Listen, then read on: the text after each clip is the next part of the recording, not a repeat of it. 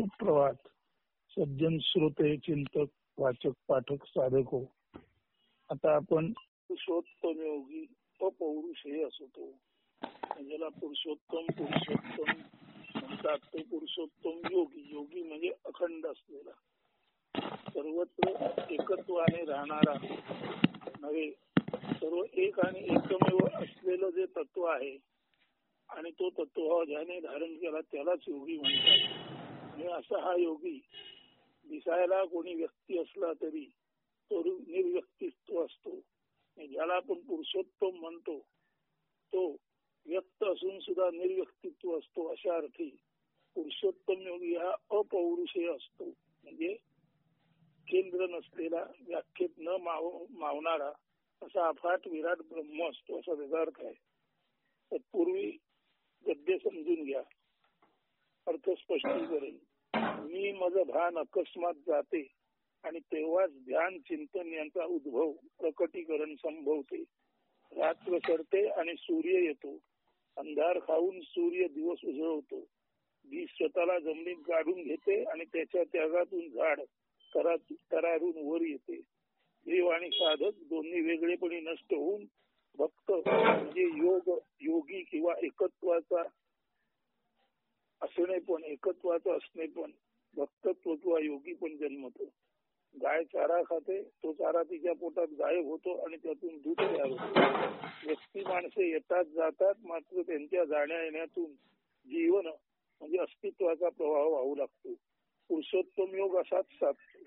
सुख दुःख, आशा निराशा, भास निराभास हे परस्पर विरोधी खेळ ध्यानी ध्यानमग्न असताना त्याच्या ध्यानात सहज लयास जातात. हे सर्व मिथ्या भ्रामक विकारी आलटून पालटून उदित अनुदित होणारे चक्र ध्यानाच्या म्हणजे ध्यानी असलेल्याच्या केवळ असणेपणात किंवा कैवल्यात पूर्णपणे गतिशून्य होते.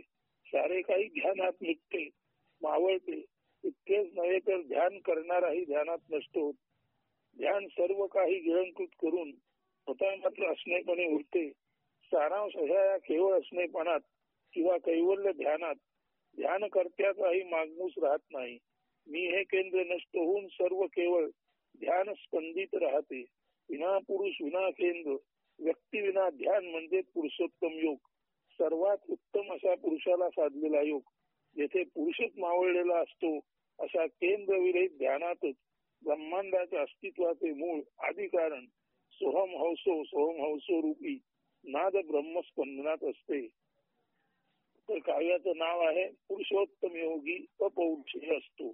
मी मज भाव अवचित जाई, अकळत तेव्हा ध्यान उद्भूत होई. सरता रजनी दिनमणी येई, अंधकार गिळुनी दिन उजळीत जाई. बीजभूमी मरे तरतरे, भक्तांगी देव साधकही सरे. खाई चारा धेनु क्षीर देत राही, व्यक्ती जाई येई जीवन ते राही. सुख दुःख आशा निराशेचा खेळ, भास निराभास एकत्वात मेळ. ध्यानात मिटतो ध्यानी तो मरतो, पुरुषोत्तम योगी अपौरुषेय असतो. आता पुढे दर्शन. आपणाला दर्शन घ्यायचे, तत्व पाहायचे. आपल्या समोर ज्ञानेश्वर. आता ज्ञानेश्वर या शब्दाचं दर्शन बघा.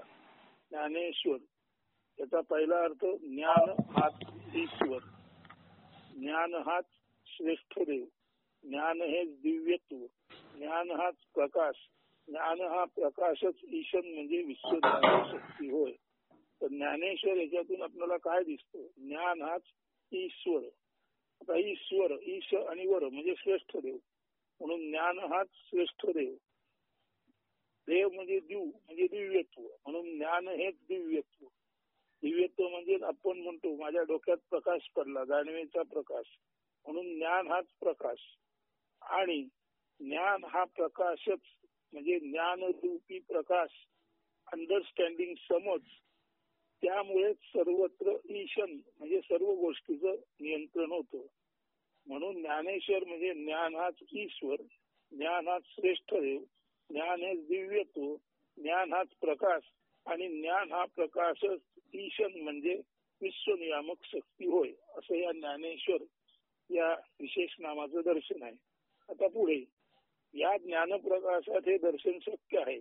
मात्र हे केवळ शाब्दिक समजूत यथार्थ दर्शन शक्य होत नाही. मात्र या ज्ञानप्रकाशात हे दर्शन शक्य आहे. मात्र हे केवळ शाब्दिक समजूत नव्हे किंवा याला केवळ शाब्दिक समजायचं नाही. यथार्थ दर्शन शब्दाच्या अर्थ कळण्यातून स्पष्ट होत नाही.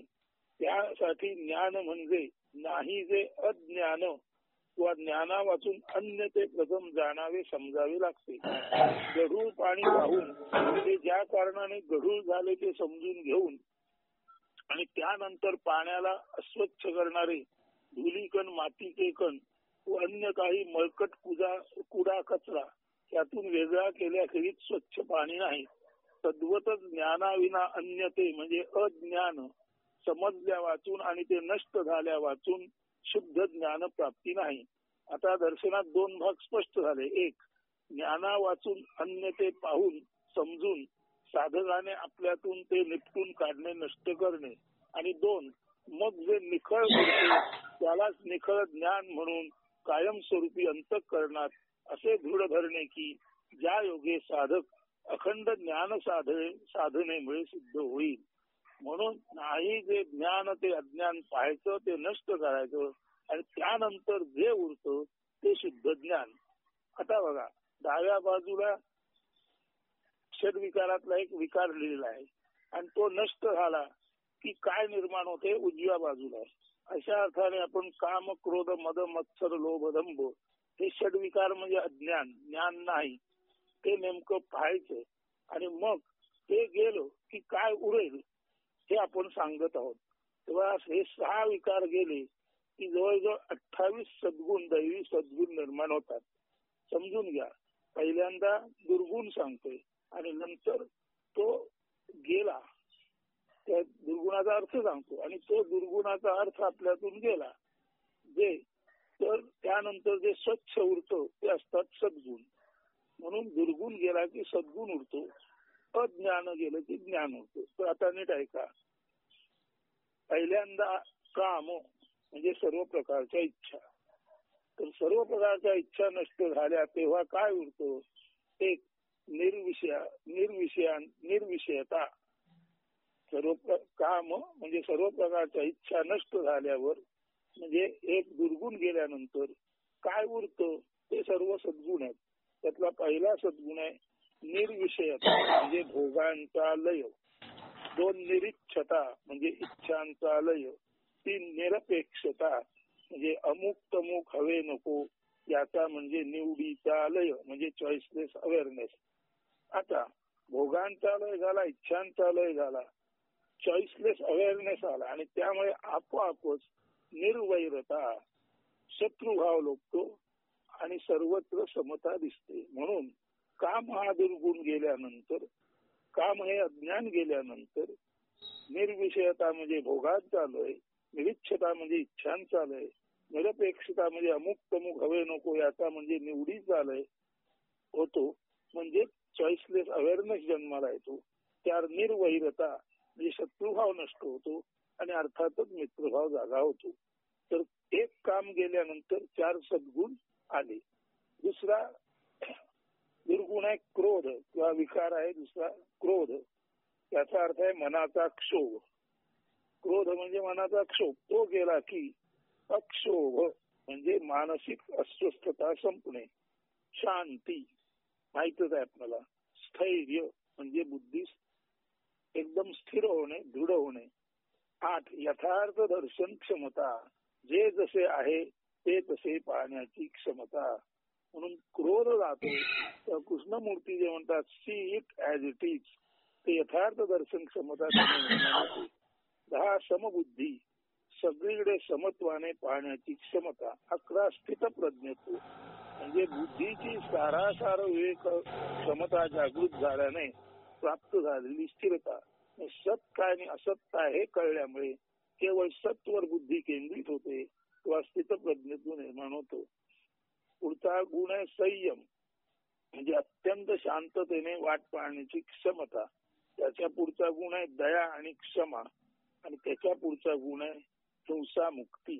म्हणजे आपण हे का पुन्हा सांगतोय का, कारण हे जरा थोडं मोठं प्रकरण आहे म्हणून काम हा षडविकारातला एक गुण गेला, गुण म्हणजे दुर्गुण गेला आणि आपणाला निर्विषयता, निरीक्षता, निरपेक्षता, निर्वैरता असे 4 सद्गुण प्राप्त झाले.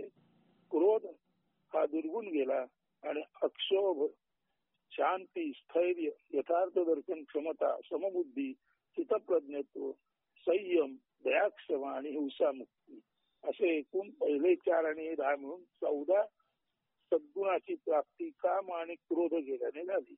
आता मद म्हणजे काय, तर मद म्हणजे उन्मत्तपणा, जे आपल्याजवळ काही आहे, बल आहे, पैसा आहे, सत्ता आहे, त्यामुळे माणूस जो उन्मत्त होतो त्याला मद म्हणतात. आता हा तिसरा दुर्गुण किंवा तिसरा विकार गेला की काय होतं, शरणभाव, म्हणजे विराट किंवा गुरुतुल्य ज्ञानी माणसापुढे शरणभाव निर्माण होतो, म्हणजे शिष्यत्वाची आपणाला रुची निर्माण होते. त्या कारणाने पुढचा गुण चित्ताची सरलता, आपलं चित्त समचित्त होतं आणि त्याच्यातूनच पुढचा गुण म्हणजे साक्षीत्व, म्हणजे विटनेसिंग तयार होतं.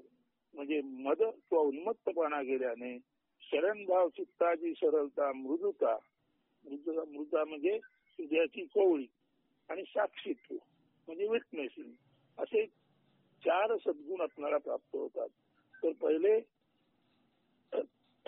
आपण काम गेला, क्रोध गेला, मद गेला, 3 षडविकारातले 3 षडविकार गेले आणि आता आपल्याला पहिल्या 2 मुळे 14 आणि मद गेल्यामुळे शरणभाव म्हणजे शिष्यत्व, चित्ताची सरलता, मृदुता आणि साक्षीत्व असे अधिक 4 सद्गुण आपल्यात आले.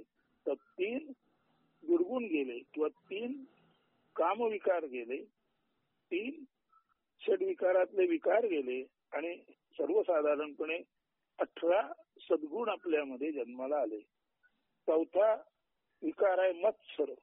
याच्यामध्ये द्वेष आणि हेवा, म्हणजे दुसऱ्याला मिळालं आणि आपल्याला मिळालं नाही की प्रथम दुसऱ्याचा आपल्याला हेवा वाटतो, म्हणजे त्याच्याबद्दल आपली भावना जी आहे ती सरळ होत नाही, हळूहळू आपण त्याच्यापासून दूर जायला लागतो. याचं कारण दुसऱ्याबद्दल हेवा वाटला की त्या हेव्याचं मत्सरामध्ये, म्हणजे ज्याच्याजवळ आहे आणि माझ्याजवळ नाही, त्याच्याजवळ आहे त्यामुळे त्याचा मला हेवा वाटतो, तो माझ्यापेक्षा अधिक आहे, संपन्न आहे म्हणून. आणि जेव्हा मी संपन्न होऊ शकत नाही तेव्हा संपन्न असल्याबद्दल मला विनाकारण मत्सर, द्वेषभाव निर्माण होतो. म्हणून मत्सर याचा अर्थ आपल्याजवळ नाही आणि दुसऱ्याजवळ आहे त्यामुळे प्रथम हेवा निर्माण होतो आणि नंतर त्याच्यातून याच्याजवळ आहे त्याच्याबद्दल याच्याजवळ नाही त्याला द्वेष तयार होतो. म्हणून 4था जो षडविकार आहे तो मत्सर, त्याचा अर्थ आहे द्वेष आणि हेवा. आता हे आपण पाहिलं, द्वेष आणि हेवा ही काय ज्ञानातील मलिनता आहे, मद ही ज्ञानातील मलिनता आहे, क्रोध ही ज्ञानातील मलिनता आहे, काम ही ज्ञानातील मलिनता आहे. म्हणून या 4 मलिन गोष्टी गेल्या की शुद्ध मद पाहिला तिथपर्यंत आपल्याला 18 सद्गुण प्राप्त झाले. कचरा गेला आणि स्वच्छ पाणी आलं. तसं अज्ञान नाही, जे ज्ञान गेलं ते जाऊन 18 सद्गुण आले. मद हा तिसरा विकार गेल्यानंतर आता हा 4था मत्सर म्हणजे द्वेष किंवा हेवा गेल्यानंतर अजून आपल्यामध्ये जगन्मित्रत्व, सर्व विश्वासी मैत्री करण्याचा भाव, 2 असीम स्नेह, सर्वाप्रती अत्यंत आपुलकी निर्माण होते. त्यामुळे वैश्विक करुणा, सर्व विश्वाबद्दल आपलेपणा, आपुलकी आणि जरा कुठे काही दुःख कोसळलं की आपल्या हृदयाला जी पीडा तयार होते ती वैश्विक करुणा आहे. त्याच्यातून पुढे विश्वात्मक भाव म्हणजे अद्वैत, म्हणजे इथे वेगवेगळं दिसलं म्हणजे द्वैत दिसलं तरी भाव अद्वैताचा म्हणजे विविधतेतील एकता आपल्याला जाणवते. आणि पुढे 23 स्थळ काळ विरहित असीमता, आपलं जी हा जो दयाभाव असतो, ही आपली करुणा असते, ती स्थळ आणि काळाला ओलांडून सर्वत्र ब्रह्मापर्यंत पोचते. तेव्हा 4था विकार मत्सर वा द्वेष हेवा गेला की जगन्मित्रत्व, असीम स्नेह, वैश्विक करुणा, विश्वात्मक भाव म्हणजे अद्वैत आणि स्थळकाळ विरहित असीमता, असे आणखी 5 सद्गुण आपल्याकडे येतात. आणि 4 विकार गेले आणि पूर्वीचे 18 आणि 5 असे एकूण 23 सद्गुण आपल्यामध्ये निर्माण झाले. म्हणजे आहेतच आपल्यामध्ये, पण विकार गेल्यानंतर हे 23 सद्गुण म्हणजे कचरा गेल्यानंतर स्वच्छ पाणी दिसावं, तसं 4 षड्विकारातले 4 विकार गेल्यानंतर आपल्यामध्ये असलेले 23 सद्गुणाचं आपल्याला दर्शन झालं, प्रत्यय आला. आता 5वा लोभ, हा 5वा विकार आहे. लोभ याचा अर्थ हाव आणि सतत मला मिळावं, मला मिळावं, मला मिळावं असं वाटणं, त्याला लोभ म्हणतात. आता हा जर कचरा गेला, हे जर अज्ञान गेलो तर काय होतं? लोभ गेला की अयाचित्व म्हणजे याचना न करणे, न मागणे असं होतं. आणि अयाचित्व म्हणजे काय? उत्कटते, अयाचित्व उत्कटतेने वाटणे. म्हणजे जेव्हा लोभ जातो, हाव जातो, तेव्हा कुणाही पुढे कोणतीही याचना करू नये, विनंती करू नये. नव्हे, आपल्याला काही हवं असं वाटतच नाही, इतकं अयाचित्व जर प्रखर झालं, इतकं जर अयाचित्व उत्कट झालं, तर माणूस देवापुढे सुद्धा काही मागणं मागत नाही, आत्म्याकडेही काही मागणं मागत नाही. तो जसा आहे तसा आनंदी राहतो. किंवा लोभ आणि लोभ म्हणजे हाव किंवा मिळावे असे वाटणं, हा जर दुर्गुण, हा जर 5वा विकार नष्ट झाला तर पहिला सद्गुण आपल्याला दिसतो आपल्यातला अयाचित्व म्हणजे कुणापुढे याचना न करणे.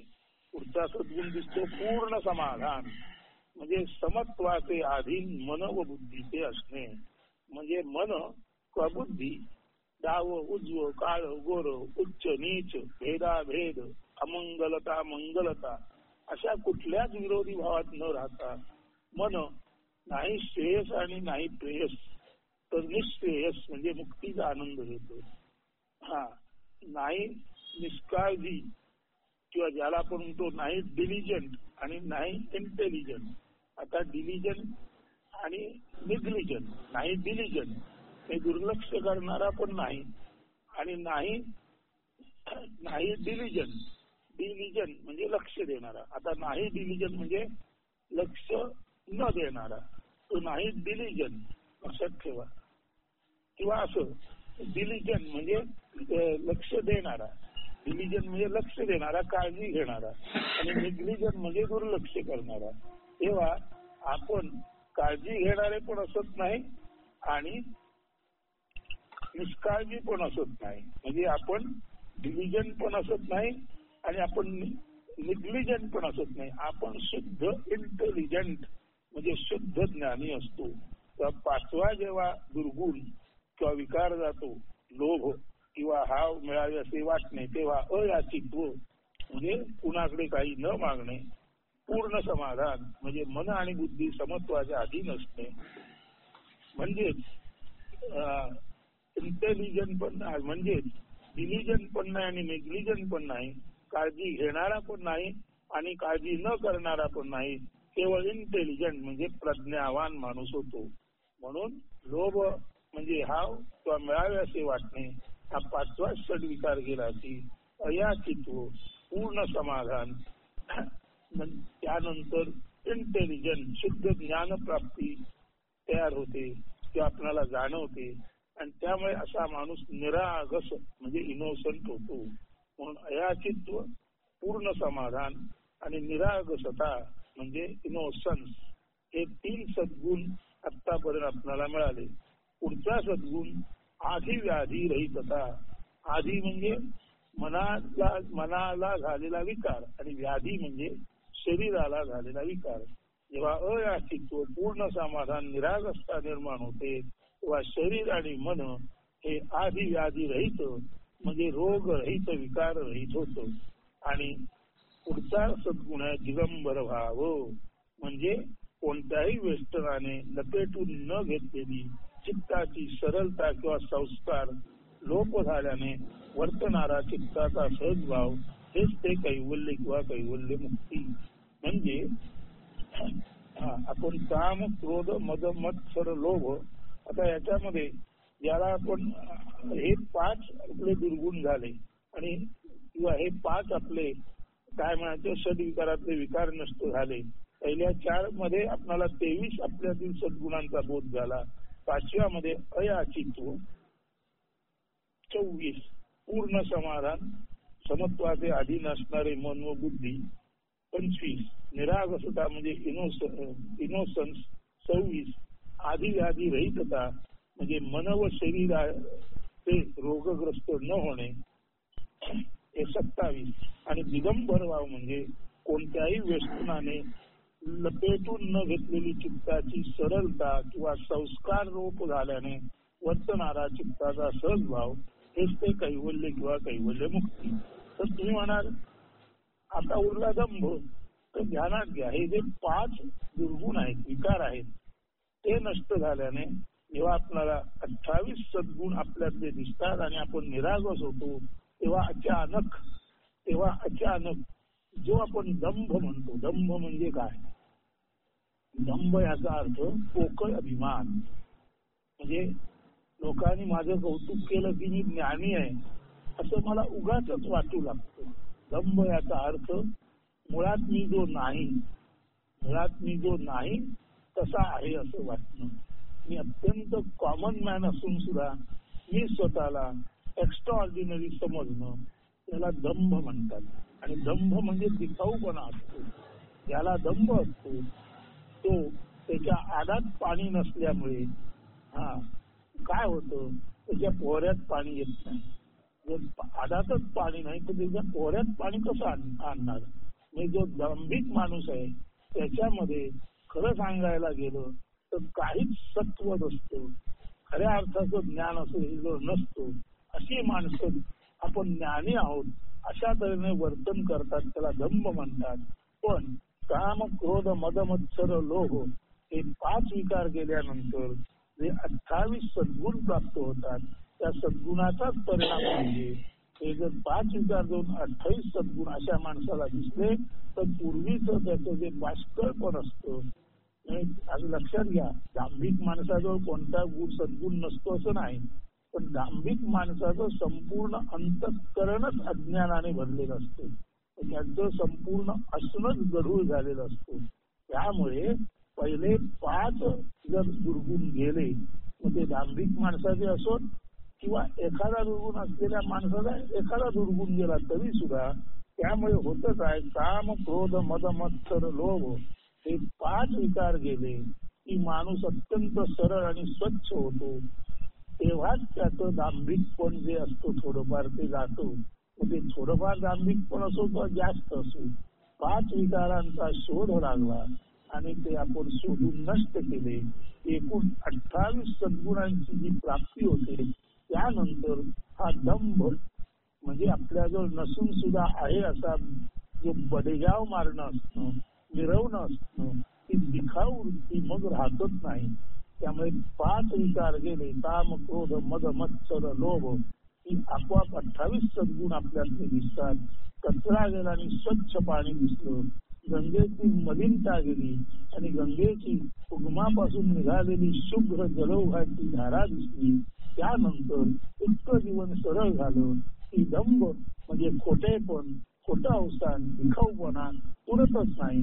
त्यामुळे दंभ या पहिल्या 5 जाण्यामध्ये दंभ आणायचे नाहीसा होतो. तर अशा तऱ्हेने काम, क्रोध, मद, मत्सर, लोभ, दंभ ही मलिनता आपल्या अंतःकरणाची गेली की वर सांगितलेल्या 28 सद्गुणांची प्राप्ती होते. आणि अशा वेळेला हा जो 28 सद्गुणांनी मंडित, दैवी गुणाने मंडित ज्ञानी असतो तो केवळ कैवल्यात असतो आणि देह असून सुद्धा विदेहीपणे तो मुक्ती भोगतो. संसारात दिसूनही संसारात नसणे हीच ती ज्ञानदेवाची, ज्ञान हाच देव किंवा ज्ञानेश्वराची, ज्ञान हाच श्रेष्ठ देव त्याची ज्ञानसत्ता. संसारात दिसूनही संसारात नसणे म्हणजे असूनही नसणे. असा माणूस संसारात दिसतो पण संसारात रमत नाही आणि नसूनही असणे. आणि परमेश्वराकडे आहे त्याला कळत असतो पण लोकांना तो संसारात दिसतो. त्यामुळे संसारात लोकांना दिसला तरी तो संसारात नसतो, त्याचं चित्त देवाकडे असतो. आणि त्याचं चित्त देवाकडे असलं तरी चित्त काही समोर त्याला दिसत नाही, त्याचा देह संसारात इतरांना दिसतो. म्हणून इतरांना जो परमेश्वराकडे आहे तो दिसत नाही आणि इतरांना जो संसारात दिसतो तो इतरांसाठी संसारात असतो आणि त्याच्यासाठी तो परमेश्वरात असतो. म्हणून संसारात तो असला तरी तिथे नसतो आणि तोच माणूस परमेश्वराकडे असला तरी लोकांना तो तिथे दिसत नाही, तिच्या आमच्यासारखा संसारात दिसतो. म्हणून असूनी नसणे आणि नसूनी असणे ही जी कैवल्यातली श्रेष्ठ स्थिती आहे, हे देव असून मुक्ती भोगणं आहे, हे केवळ आणि केवळ संसारात होऊन मुक्तीचं पसायदान ज्ञानेश्वर म्हणजे ज्ञान हा तो श्रेष्ठ देव या ज्ञान सत्तेमुळे प्राप्त होतो. ज्यामुळे हे ब्रह्मांड अनादि अनंततेने स्पंदत आहे, नांदत आहे. हे जर ज्ञान आपण वाचलं आत्मोपनिषद मधलं 235-37 तर आपल्या असं लक्षात येईल की डावीकडे म्हणजे या लिखाणाच्या डाव्या हातात हिणकच गेले की उजवे श्रेष्ठ ते उरते. आपण नुसते संतांचे गोडवे गाणार की स्वतः संतच असणार. आपण विश्व नागरिक म्हणून स्वतःला जबाबदार समजत असू तर जे घडेल ते योग्यच घडेल असतील.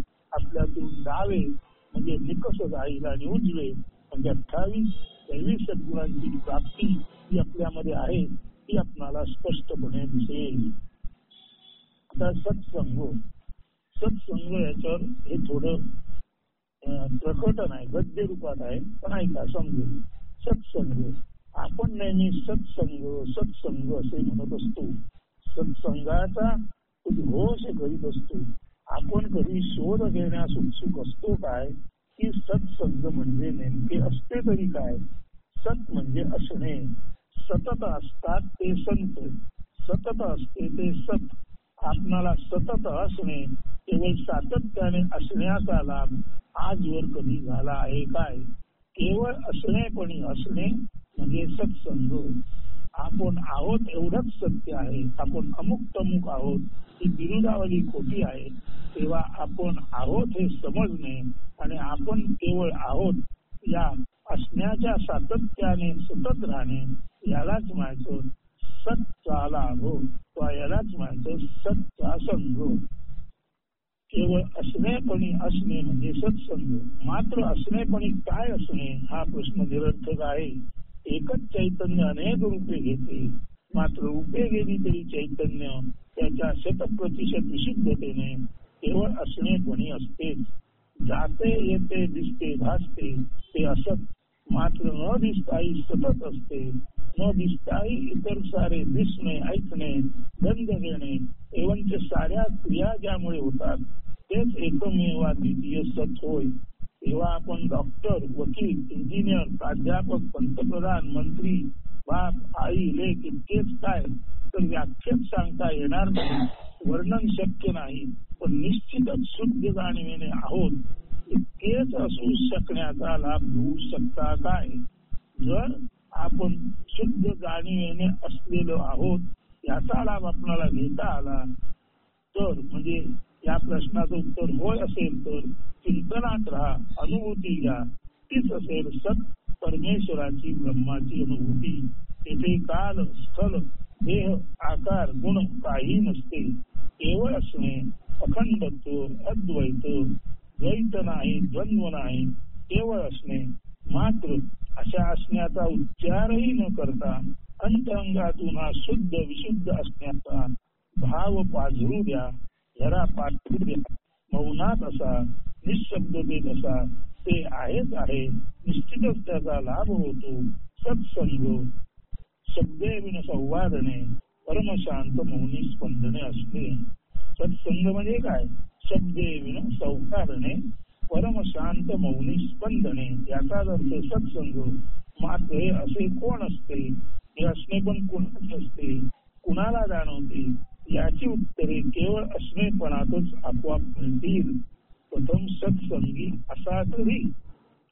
आता पुढचे काव्य शिष्योत्तम तो स्वरूप योगी. सर्वात उत्तम शिष्य कोण? जो स्वरूपामध्ये स्वतःच असणे पण मी पण विसर्जित करतो तो. जो मी आपलं मी पण स्वरूपामध्ये विसर्जित करतो तो स्वरूप योगी असतो. आणि हा स्वरूप योगी म्हणजे त्या पृथ्वीवरचा सर्वोत्तम शिष्य होय. असा हा सर्वोत्तम शिष्य सर्वोत्तम गुरुचा म्हणजे ब्रह्माचा शिष्य असतो. तर आता गुरु आणि शिष्य याचं नाते यामध्ये म्हटलेलं आहे, दाखवलेलं आहे. ते का पतिव्रतेसी वल्लभ जैसा शिष्यासाठी गुरु तैसा विरह साहे दोघांनाही जैसा मत्स्य जळाबाहेरी वाऱ्या संगे वार्ता येई आगमनाची राहुल घेई गुरु पुढती सतरा भावे लोटांगण येण्यासी धावे पतंग जैसा दीपज्योती मिठी काठी परमितोही कांता शिष्य याची जाणा वल्लभ गुरुसी अर्पिती प्राणा प्रायवाणू गुरुगृहमाती कैसी सांगू गुरुची कीर्ती गुरुकृपेची विरास भोगी शिष्योत्तम तो स्वरूप योगी. म्हणून काय वाणू गुरुगृह महती कैसी सांगू गुरुची कीर्ती. गुरुच्या घराची गुरुगृहाची गुरुलोकाची कीर्ती महती मी कशी वर्णन करू सांगणार. काय वाणू गुरुगृह महती कैसी सांगू गुरुची कीर्ती. गुरुची कीर्ती आणि गुरु जेथे राहतो त्या स्थानाची महती मी अजानमती बालक कसे वर्णन करू शकणार. मात्र जो स्वरूपामध्ये मीला विसर्जित करून राहतो तो अनायासे ब्रह्मरूप होतो. आणि असाच स्वरूपयोगी जो अनायासे ब्रह्म झाला त्यालाच गुरुकृपेची मिरास म्हणजे गुरुकृपेची संपत्ती वैभव त्याच्यात वाट्यास येतो. तर हा शिष्य आणि गुरुचा संबंध कसा. पतिव्रतेशी वल्लभ जायचा शिष्यासाठी गुरु जायचा. पतिव्रता स्त्रीसाठी तिचा नवरा जसा महत्वाचा तसाच शिष्यासाठी गुरु महत्वाचा असतो. विरहन साहे दोघांनाही जैसा मत्स्य जळाबाहेरी. जर पती नसेल वल्लभ नसेल तर पतिव्रतेला त्याचा विरह सहन होत नाही. जर पाणी नसेल तर जळाविना मासोळी पैसा तुका तळमळी. पाणी नसेल तर माशाला पाण्याचा विरह सहन होत नाही. जसं विरहन साहे दोघांनाही जैसा मत्स्य जळाबाहेरी पतिव्रतेशी वल्लभ जायचा. पतिव्रतेला जसा तिचा नवरा तसा शिष्यासाठी गुरु तैसा. तसा गुरु हा सुद्धा शिष्यासाठी तसाच समान धर्मी आहे. आणि दोघे कसे होतात. विरहन आहे दोघांनाही म्हणजे पतिव्रतेला आपल्या नवऱ्याचा विरह सहन होत नाही आणि शिष्याला गुरुचा विरह सहन होत नाही. कारण तसा विरह म्हणजे जैसा मत्स्य जळाबाहेरी पाण्याच्या बाहेर जर मासा असेल तर तो जसा तडपडतो तसा नवऱ्याशिवाय पत्नी आणि गुरुशिवाय शिष्य तळमळतो. म्हणून पतिव्रतेसी वल्लभ जैसा शिष्यासाठी गुरु तैसा विरहन साहे दोघांनाही जैसा मत्स्य जळाबाहेरी. आता गुरु येणार गुरु भेटणार अशी नुसती जरी न्यूज म्हणजे नॉर्थ वेस्ट ईस्ट आणि south NEWS north east west south north east west south म्हणजे नॉर्थ म्हणजे उत्तर ईस्ट म्हणजे पूर्व वेस्ट म्हणजे पश्चिम आणि साऊथ म्हणजे दक्षिण. म्हणून न्यूज चारही दिशांनी म्हणजे नॉर्थ ईस्ट वेस्ट साऊथ चारही दिशांनी जर बातमी आली की गुरु येत आहेत गुरु येत आहेत गुरु येत आहेत तर शिष्याची अवस्था कशी होते. वाऱ्या संगे वार्ता येई आगमनाची राहुल घेई. गुरु येणार ही वाऱ्यावर वार्ता आली न्यूज आली चारही दिशांनी की हा जो शिष्य आहे गुरु पुढती सतरा भावे लोटांगण घेण्यासी धावे. तर गुरु पुढे धावत धावत धावत जाऊन 100 वेळा लोटांगण घालावं इतका तो शिष्य उत्सुक असतो. त्याची उत्सुकता पुढे सांगितले. पतंग जैसा दीपज्योती मिठीसाठी मरमित तोही. दिव्याच्या ज्योतीला मिठी मारून पतंग म्हणजे लहानशी पाकोळी, लहानसा तो पक्षी स्वतः मरतो, पण दीपक ज्योतीला आपल्या कवेत घ्यायचा प्रयत्न करतो. तशीच काय ही स्थिती. कांता शिष्य त्याची जाणा, वल्लभ गुरुची अर्थी काणा. दीपक ज्योतीसाठी जसा पतंग घेतो आणि मरमितो, आपलं अस्तित्व नष्ट करतो, तसंच कांता म्हणजे पत्नी आणि शिष्य हे अनुक्रमे नवऱ्यासाठी आणि गुरुसाठी आपले जीव कुरवण देतात, आपले जीव वाळून टाकतात, प्रसंगी नष्टही होतात. म्हणून असा गुरु आणि त्यांचं गुरुगृह सायवानु गुरुगृह महती कैसी सांगू गुरुची कीर्ती. म्हणून त्या गुरुची आणि गुरुगृहाची कीर्ती महती मी कशी वर्णन करू शकणार. मी अजान बालक त्याचं वर्णन कसं करणार. परंतु याने गुरुकृपा ज्याला प्राप्त झाली, जो स्वरूपामध्ये मी म्हणून ज्याचं विसर्जन झालं, असा हा गुरुकृपा प्राप्त स्वरूप योगी. गुरुकृपेची निराश भोगी शिष्योत्तम तो स्वरूप योगी. तर असा हा श्रेष्ठ स्वरूप योगी गुरुकृपेचं खरं वैभव उपभोगतो. म्हणून शिष्योत्तम तो स्वरूप योगी हे गुरुकृपेचं वर्णन करणारं काव्य आहे. अर्थ 2 वेळा सांगून झाला, एकदा शांत चित्ताने ऐका आणि त्यानंतर आजचं प्रवचन संपेल. नीट ऐका. तीव्रतेसी वल्लभ जैसा शिष्यासाठी गुरु तैसा. विरह साहे तो गान नाही, जैसा मच्छ जळाबाहेरी वाऱ्या संगे वार्ता येई. आगमनाची पाहुल घेई.